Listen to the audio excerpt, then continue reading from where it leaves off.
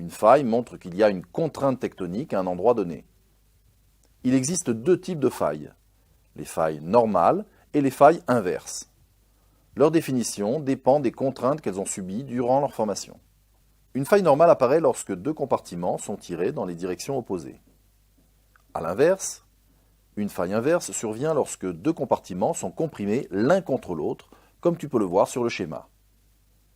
Tu comprends bien que dans ce cas, il y a un raccourcissement horizontal et un épaississement des terrains.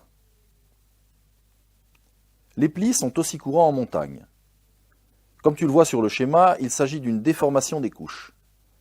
Ces couches vont se déformer mais sans se rompre.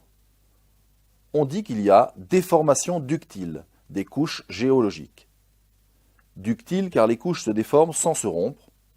On voit bien que là aussi, on a un raccourcissement du terrain et l'apparition de relief. Il y a également des chevauchements.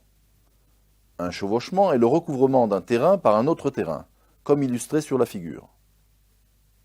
Là encore, on distingue bien le raccourcissement, mais également l'épaississement de la croûte continentale. Enfin, il y a les charriages qui sont des chevauchements de plus grande ampleur. Comme tu peux le voir sur le schéma, il y a d'abord une faille, puis ce qu'on appelle la nappe de charriage, qui est l'ensemble des matériaux déplacés et qui vient recouvrir un terrain adjacent.